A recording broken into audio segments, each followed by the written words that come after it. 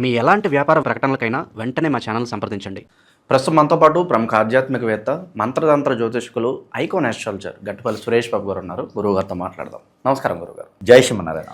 గురుగారు, శ్రీ పరాభవ నామ సంవత్సరం మేషరాశి వాళ్ళకి ఏ విధంగా ఉండబోతుంది? సో ప్రత్యేకంగా ఈ సంవత్సరం వీళ్ళు ఎటువంటి జాగ్రత్తలు తీసుకోవాలి? షడ్రుచుల్లో ఏ రుచి వీళ్ళకి ఎక్కువగా అనుభూతి చెందే అవకాశం ఎక్కువగా ఉంటుందంటారు?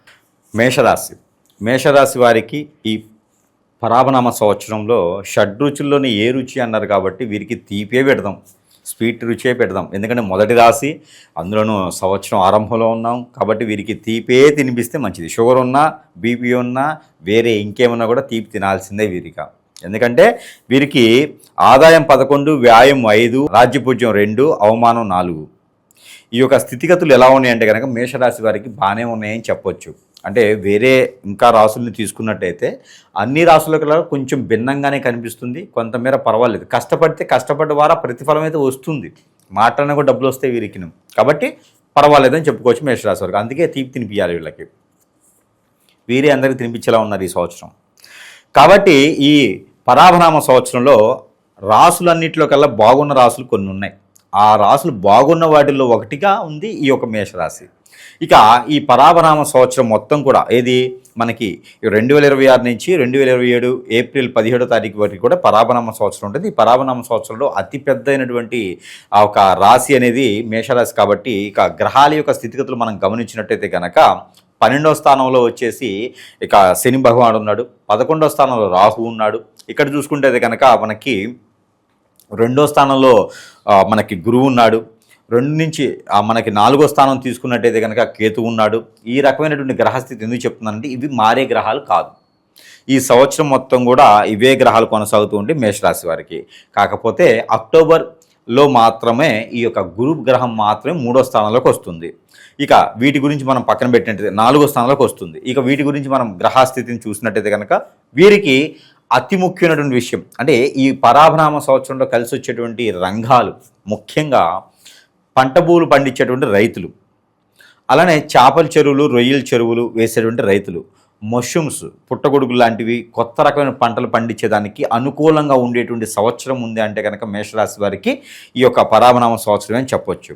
ఇక ఇళ్ళు స్థలాలు పెంచుకోవడానికి, ఆదాయ వనరులు పెంచుకోవడానికి వీరికి అనుకూలంగా కనిపిస్తూ ఉంది ఈ సంవత్సరం. ఇక ఎరువులు, అలానే డయాగ్నోస్టిక్స్, మెడికల్ షాప్స్ లాంటి వాటిల్లో కూడా వీరికి చాలా బాగుంది.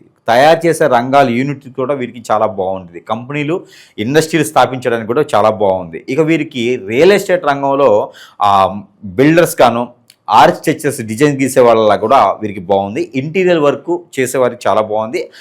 ఈవెంట్ ఆర్గనైజర్ చేసేవారికి చాలా బాగుంటుంది. ఇది మేషరాశి వారై ఉంటే స్త్రీ పురుషులు ఇరువురికి కూడా వీరికి చాలా బాగుంది అని చెప్పుకోవచ్చు. ఇక ఏ రంగంలో అడుగు పెట్టాలనుకున్న వారికి అయితే కనుక ఈ రంగాలు బాగున్నాయి. ఆల్రెడీ ఇంతకుముందు చేసేటువంటి వ్యాపారాలు ఏమైనా ఉన్నాయంటే కనుక అవి కొనసాగుతూ ఉంటే కనుక కొత్తగా గొప్పగా పై స్థానానికి వెళ్ళేలాగైతే ఏమీ లేవు. ఇక గ్రహాల యొక్క స్థితిగతులు ఈ సంవత్సరం వీరికి కలిసి వచ్చేటువంటి గ్రహాలు ఏమైనా ఉన్నాయంటే కనుక రవి ఒకటి బాగా కలిసి వస్తుంది, శని ఒకటి బాగా కలిసి వస్తుంది. అందరూ ఏళ్ళనాటి శని అనుకుంటారు, శని వల్ల వీరికి బాగా కలిసి వస్తుంది. శని, రాహు కూడా బాగా కలిసి వస్తారు. ఇక కుజుడు కూడా వీరికి అనుకూలంగా మారుతున్నారు కాబట్టి పెళ్లిళ్ళు అది చేసుకోవడానికి అయితే బాగుంటుంది. కాకపోతే ఏప్రిల్ 17వ తారీఖు తర్వాత మాత్రమే వీరు పెళ్లి చేసుకోవడానికి యోగ్యులు. ఏదైనా శుభకార్యాల్లో పాల్గొనడం కానీ, పూర్వీకుల ఆస్తులు రావడం కానీ, ఎక్కడో ఏదైనా నిధి నిక్షేపాలు రావడం కానీ కూడా కనిపిస్తాయి. ఇక అదే పని మీద తిరుగుతాం కాదు. ఏదైనా పాత భూములు, పాత స్థలాలు, పాత ఇళ్ళు ఉంటే అవి పడేయటమో, తోలటమో, తోవిటమో చేస్తే నిధులు నిక్షేపాలు వచ్చేటువంటి ఇదైతే కనిపిస్తుంది. కాబట్టి అలాంటి వాటిలో తిరగొద్దు. అవి అన్ఎక్స్పెక్టెడ్గా అవే వస్తాయి. ఇక ఏదైనా పెట్టుబడి రంగాలు అయితే కనుక పెద్దగా భావించలేదు. పెట్టుబడి పెట్టేటువంటి రంగాలు, ఇంకా ఎక్కువ పెట్టుబడి పెట్టేటువంటి రంగాలు అయితే ఏం చేయొద్దు. పార్ట్నర్షిప్ వ్యాపారం జోడు వెళ్ళొద్దు. ఇక పెళ్లిళ్ళు చేసుకోవాల్సి వస్తే ఏప్రిల్ 17 తర్వాత పెళ్లి చేసుకునే యోగ్యత కనిపిస్తుంది. స్త్రీ పురుషులు ఇరువరికి కూడా చూసుకోవచ్చు. ఇక సంబంధాల వైపుగా చూసుకోవాలంటే కనుక ఉత్తర వైపు ఉన్నటువంటి దిశగా ఉన్నటువంటి అబ్బాయి సంబంధం అయితే వీరికి కుదురుతుంది. వారి వల్ల వీరికి మంచి పేరు ప్రఖ్యాత కూడా వస్తుంది. కాబట్టి అలాంటి సంబంధం ఒకటి చేసుకోవాలి. ఇక తూర్పు దిశగా వచ్చేటువంటి, ఈశాన్య దిశగా వచ్చేటువంటి అమ్మాయి సంబంధం కుదిరితే కనుక వారింట్లో కుబేరుడు కూడా ఉన్నట్టే సంబంధంగా మనం కొలుచుకోవాలి.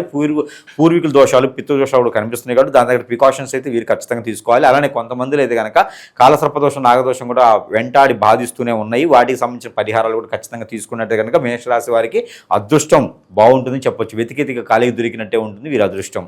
కాబట్టి ఇక పోటీ ప్రపంచంలో కనుక మనకి ఉద్యోగుల కోసం న్యావీ కానీ, పోలీసులు కానీ, మిలిటరీ కానీ ట్రై చేస్తే, ఇంకా ట్రై చేసి ఉంటే కనుక వారికి ఏది సరిపోతే కనుక ప్రయత్నం చేసుకుంటే వీరికి ఖచ్చితంగా జూన్ లోపు కనుక వీరికి కాల్ లెటర్ వస్తుంది, ఉద్యోగం కూడా వీరికి జాయిన్ అవ్వమని చెప్పేసి లెటర్ వస్తుంది. కాబట్టి ఆ మీద ప్రయత్నం చేయొచ్చు. ఇక ఎవరైనా బాధపడుతున్నారా, భార్యాభర్తలు దూరమైనారని, పెళ్ళి అయ్యి ఉండి పిల్లలు పుట్టలేదని ఇబ్బంది పడుతుండే కనుక వారికైతే మాత్రము జూన్ తర్వాత ప్రయత్నం చేస్తే ఖచ్చితంగా పిల్లలు పుట్టే యోచన అయితే కనిపిస్తూ ఉంది. ఇక భార్యాభర్తల మధ్య గొడవ అవటం కానివ్వండి, అలానే భార్యాభర్తల మధ్య గొడవ ఒకటే కాకుండా విడిపోయేసి కోర్టు వరకు వెళ్ళే విషయాలు కూడా ఉంటే కనుక ఆగస్టు తర్వాత ప్రయత్నం చేస్తే మళ్ళీ ఒకటయ్యేటువంటి యోచన అయితే కనపడుతూ ఉంది. ఇక పరాభనామ సంవత్సరం మొత్తం కూడా వీరు చూసుకున్నట్టయితే కనుక విదేశీయానం అయితే జూన్ తర్వాత కనిపిస్తుంది. కాబట్టి ప్రయత్నం చేయొచ్చు. 2026 జూన్ తర్వాత కనిపిస్తుంది, ప్రయత్నం చేయొచ్చు. ఎవరికైనా ఇచ్చేసి డబ్బులు ఇచ్చి నమ్మకంగా ఉండేసి మోసం చేస్తారు కాబట్టి అలాంటి జోలు వెళ్ళొద్దు. ఇక పాస్పోర్టు, వీసాలన్నీ డబ్బులని, ఇంటర్వ్యూలో డబ్బులని, అక్కడ యూనివర్సిటీలో సీట్లు డబ్బులని మాత్రం పెడితే కనుక ఖచ్చితంగా మోసపోయేదానికి ఉంటుంది. వీరు ఇండిపెండెంట్గా ఇండివిజువల్గా ప్రయత్నం చేసుకుంటే ఖచ్చితంగా వీరు ఆ స్థానానికి వెళ్ళేటువంటి యోచన అయితే కనిపిస్తూ ఉంది. ఇక పోతే వీరి పక్కనే ఉండేవారు వీరికి వెన్నుపోటు పొడిచేలా ఉంది. కాబట్టి ఎవరికి కూడా వీరి పర్సనల్ విషయాలు ఏది కూడా షేర్ చేయకూడదు. ఇక జాతక రీత్యా కావాలనుకుంటే కనుక ఇది వ్యక్తిగత జాతకం అయితే కాదు. వ్యక్తిగత జాతకం అయితే కనుక ఖచ్చితంగా మీకు పుట్టినటువంటి డేట్ ఆఫ్ బర్త్, సమయం ఇస్తే కనుక దాని తగ్గటువంటి పరిష్కార మార్గం అయితే ఆ సమస్యకు పరిష్కార మార్గం అయితే చూపించడానికి ఉంటుంది తప్పితే ఇది ఓవరాల్గా ఉంటున్నటువంటి జాతకం తప్పితే వ్యక్తిగతంగా ఇది నాకే సూచిస్తుంది అని అయితే కాదు. కొన్ని విషయాలు సూచిస్తూ ఉంటాయి. కొన్ని పరిహారాలు అయితే వీరికి అందరూ కూడా చేసుకోవచ్చు. ఇకపోతే వీరికి రాజకీయ రంగంలో కూడా కొంతమేర అవకాశాలు ఉంటాయి. రాజకీయ రంగంలో మంచి స్థానం వస్తుంది, పేరు ప్రఖ్యాతి కూడా వస్తుంది, మంచి పదవులు కూడా అంటగడతారు. కాబట్టి అలాంటి చేసుకోవచ్చు. ఇక ఆరోగ్యం కూడా వీరికి వ్యక్తిగతమైనటువంటి ఆరోగ్యం కూడా వీరికి ఎలా ఉంటుందంటే గండాలు 2 కనిపిస్తూ ఉన్నాయి ఈ సంవత్సరంలో. ఇది పరాభనామ సంవత్సరం 2 గండాలు, ఒకటి ఆగస్టులో కనిపిస్తుంది, రెండోది రానున్నటువంటి 2027 సంవత్సరంలో జనవరి, ఫిబ్రవరి మాసాల్లో ఒక గండం కనిపిస్తుంది. కాబట్టి చేసేటువంటి ప్రయాణాలు జాగ్రత్త. కొత్తగా ఏదైనా వాహన యోగం ఉన్నప్పటికీ కూడా వాహనాలు కొనుక్కోకపోవడం మంచిది. గృహయోగం ఉంటే గృహం కొనుక్కోండి, చాలా మంచిది. కాబట్టి ఆ వాహనాలు మాత్రం కొత్తవి కొనుక్కోపోవడం మంచిది. ఈ పరాభనామ సంవత్సరంలో ఎవరు మేషరాశి వారు కనుక ఏదైనా ఎద్రబోళ్ళు కానీ, దున్నపోతు బొళ్ళు కానీ, లేకపోతే కనుక ట్రాక్టర్ లాంటివి కొనుక్కుంటే అవి ట్రాక్టర్ అంటే పరిస్థితి సంబంధించింది కాబట్టి అవి కొనుక్కోవచ్చు.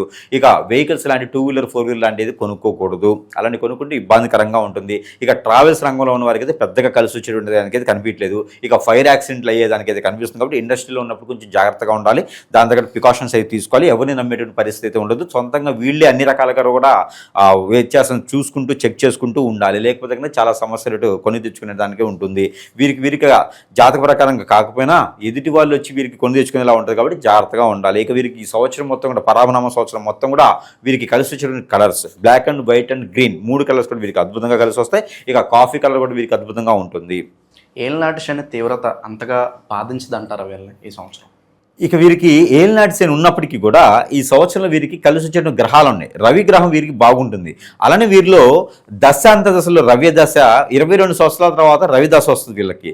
అలాంటి రవి దశలో ఉన్న వాళ్ళకైతే బాగుంటుంది. అంటే సరిగా ఎదిగేటువంటి వయసులో వీరికి రవి దశ వస్తుంది, బుధ దశ వస్తుంది వెంటనే. కానీ ఈ 2 దశలు చాలా బాగున్నాయి. కాబట్టి శని భగవాన్ అశుభ దృష్టి వీరి మీద పెద్దగా ఉండదు. ఉంటుంది ఎలా అంటే అందరి మీద ఉండదు కానీ కొంతమేర ఉంటుంది. అది ఎట్లా అంటే కాళ్ళు చేతులు గుంజే లాంటి పెయిన్స్ రావటము, తల బాగా పగిలిపోవటము, శిరోబాధ రావటం లాంటివి, కళ్ళు కొంచెం బద్ధకంగా ఉండటము, కళ్ళు కనిపించకపోవడం, పరదాలాగా ఉండటము, రెడ్డినర ప్రాబ్లం ఉండటము, ఇవన్నీ శని భగవానికి అశుభ దృష్టి ఉంటుంది. స్టమక్ రిలేటెడ్ సమస్యలు రావడం, బద్ధకంగా ఉండటము, ఇవన్నీ కూడా శని భగవాన్ అశుభ దృష్టి ఉంటుంది. ఇంతకు మించి పెద్దగా అయితే ఏముండవు. అందరినీ దూరం చేయడం లాంటివి, ఇంకా వేరే సమస్యలు లాంటివి అయితే ఏముండవు. ఇలాంటి చిన్న బాధిస్తులు ఉంటాయి. 1-2 సార్లు చేస్తే ఏ పని అవుతుంది. శని భగవాడు ఏం చేస్తాడో మనకి చైతన్యాన్ని ఇస్తాడు. కాబట్టి శని భగవానుడు మంచి చేస్తాడు. వీళ్ళకి ఇబ్బంది అయితే లేదు. ఈ పరాభనామ సంవత్సరం మొత్తం కూడా శని భగవానుడు మేషరాశి వారికి ఇబ్బంది పెట్టేటువంటి యోచన అయితే లేదు. ఆకస్మిక ధనలాభం కావచ్చు, అలాగే ఆకస్మికంగా మన జీవితంలోకి ఎవరో ఒకరు వచ్చి వాళ్ళ వల్ల మనం పైకి ఎదగటం, ఇలాంటి పరిస్థితులు ఏమైనా కనిపిస్తున్నాయి? పెళ్లి చేసుకుంటే అబ్బాయి అయినా అమ్మాయి అయినా వచ్చేస్తారు. వీళ్ళకి లవ్ అనేది వీరికి ఉన్నటువంటి మొండితత్వానికి, కోపానికి, వ్యసనానికి, కుళ్ళుకి, కుతంత్రానికి, వీరికి ఉన్న మంచితనానికి, ఎదుటివారు ఎలా ఉండాలో వీరి కనుసాగిలో ఉండాలి, వీరికి నచ్చినట్టే ఉండాలి. అలానే మేషరాశి వారు కదా, వీరు ఎలా ఉంటారు అంటే కనుక ఎదుటివారు కూడా మనలాగా ఉండాలంటారు. వీరు మంచివారు. మేషరాశి వారు చాలా మంచివారు. నాలాగానే ఎదుటివారు ఉండాలి అనుకుంటారు. కాబట్టి వీరికి లవ్ అనేది పెద్దగా సక్సెస్ అవ్వదు. ఇంకోటి ఏంటంటే వీళ్ళకి పని ఉంది, బిజీ ఉన్నారు అనుకోండి, ఎవరినైనా పక్కన పెట్టేస్తారు. పని మీద ముఖ్య మీద జాస్ పెడతారు అనమాట. కాబట్టి వీరికి లవ్ అనేది పెద్దగా సక్సెస్ అవ్వదు. ఒకవేళ సక్సెస్ అయిందంటే ఎదుటివారు ఎంత ఓర్పుతో ఉన్నారో వాళ్ళని మాత్రం వదులుకోకూడదు అసలు. వీళ్ళకు ఉన్నటువంటి దీనికి ఎదుటివారు ఓర్పుగా ఉంటే మాత్రమే లవ్ చేయగలుగుతారు. అలా ఉన్నారు అంటే వారికి వాళ్ళని వదిలిపెట్టుకునే యోచన అయితే ఉండకూడదు. వాళ్ళని ఖచ్చితంగా చేసుకోవాల్సిందే. కొట్లాడైనా, వాళ్ళ ఇంట్లో వాళ్ళని బెదిరించైనా, భయపెట్టైనా, బతిలాడుకో కాలు మీద పడైనా సరే చేసుకోవాల్సింది వాళ్ళని. కాబట్టి అలాంటి వాళ్ళని వదులుకోకూడదు. వెళ్ళిపోయే వాళ్ళని ఎవరు ఆపకూడదు. లవ్ మ్యారేజ్ కన్నా అరేంజ్ మ్యారేజ్ వీళ్ళకి 70% సక్సెస్ వస్తుంది. వీళ్ళు మ్యారేజ్ చేసుకోవడానికి కూడా అనుకూలంగా ఉంటుంది. కాబట్టి చేసుకోవచ్చు, ఇబ్బంది ఏం లేదు ఈ సంవత్సరంలో. ఈ సంవత్సరం మరి ప్రత్యేకంగా ఎలాంటి పరిహారాలు దైవారాధనలో ఉంటే వీళ్ళకి కలిసి వస్తుంది అంటారు? ఖచ్చితంగా వీరికి ఏంటంటే కలిసి వచ్చే నెంబర్ కూడా ఒకటి ఉంటుంది. వీళ్ళకి 7 వచ్చేసి 3, ఈ 2 నెంబర్ వీరికి అద్భుతంగా కలిసి వస్తాయి. 7 అంటే రవి భగవాన్ యొక్క దశంతదశ నడిస్తే 7 నెంబర్ పనికి వస్తుంది. అలానే 3 నెంబర్ గురువు సంబంధించింది కాబట్టి ఈ 2 కూడా కలిసి వస్తుంది కాబట్టి 3 నెంబర్ కూడా వీరికి అద్భుతంగా కలిసి వస్తుంది. ఇక వీరికి దిక్కు తూర్పు దిశగా బాగుంటుంది, ఈశాన్య దిశగా బాగుంటుంది. తూర్పు ఈశాన్య దిశగా కూడా వీరికి దిక్కు బాగుంటుంది. ఇక వీరికి కలిసి వచ్చేటువంటి వారం అయితే శుక్రవారం మంగళవారం, ఈ 2 వారాలు వీరికి అద్భుతంగా ఉంటాయి. ఇది పనికి వచ్చేటువంటి పని, డబ్బులు వచ్చేటువంటి విషయాలు, ఎక్కడైనా డబ్బులు రావాలన్నా, జాబ్ కొత్తగా వెళ్ళాలన్నా కూడా ఈ 2 వారాలు ప్రయత్నం చేస్తే ఖచ్చితంగా వీరికి జాబ్ వస్తుంది, డబ్బు కూడా వీరికి సానుకూలంగా పడేటువంటి వస్తుంది కాబట్టి ఆ ప్రయత్నం చేయొచ్చు. ఇక దేవుని అనుగ్రహం ఆరాధన కావాలి కాబట్టి వీరు శివ భగవానికి అర్చనాభిషేకం చేసుకోవచ్చు, పంచామృత అభిషేకం శివ భగవాన్ని చేసుకోవచ్చు. ఇక నాగపడిగలు కానీ, సుబ్రహ్మణ్య స్వామి ఆలయంలో కానీ, అయ్యప్ప స్వామి ఆలయంలో కానీ వీరు అభిషేకం చేసుకుంటే చాలా మంచి జరుగుతుంది. ఇక వినాయక స్వామి వారికి అభిషేకం చేసుకున్నా కూడా పట్టు వస్త్ర సమర్పిస్తే సరిపోతుంది. ఇది 3 మాసాలకు ఒకసారి అని చేసుకోవచ్చు, సంవత్సరం మొత్తంలో కూడా. ఇక వీరికి తీసుకోవాల్సిన పరిహారం ఏంటంటే కనుక వీరు తెల్ల ఆవాలు ఒక చిటికెడు, ఒక నిమ్మకాయ, గ్రీన్ కలర్ ఉండేటువంటి నిమ్మకాయ, ఈ 2 కూడా కలగలిపి దిష్టి తీసుకోవాలి. ప్రతి పక్షానికి ఒకసారి అయినా సరే వీరు చేసుకోవాలి.